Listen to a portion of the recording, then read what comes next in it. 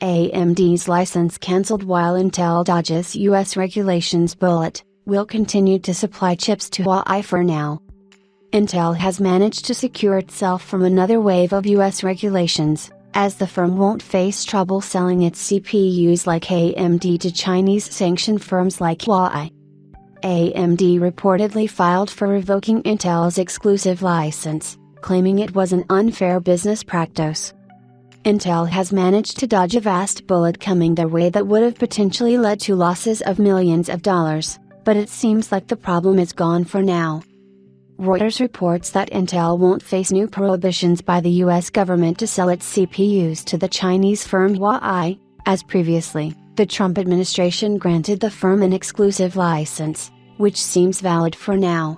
Interestingly, this demand for a ban on Intel from selling its CPUs in China came from AMD, which sees it as an unfair business practice, prioritizing one company over the other.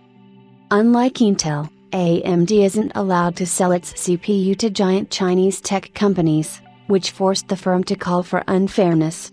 AMD applied for a similar license under the Biden administration in 2021, but the firm hasn't received any response to their request, which has led to substantial financial losses. It is reported that after the firm was barred from selling its chips to Huawei, a significant drop was seen in AMD's chips in Huawei's notebook, from 47.1% in 2020 to 9.3% in the Q1 2023. In parallel, however, Intel managed to gain a larger share in Huawei's notebooks, now reaching up to 90.7%, which shows how big of an impact AMD has witnessed with the unfair licensing terms. AMD says that the new US policies have resulted in a gigantic $512 million loss, a massive value for them, as the loss only amounts to the CPU segment.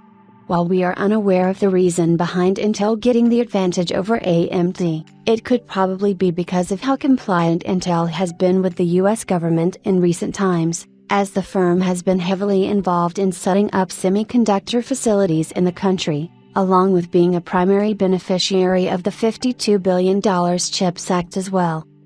It is expected that Intel won't receive a license renewal this time, ultimately closing the debate here. But the financial losses experienced by AMD are indeed unprogressive for the firm and could hurt them in the long run.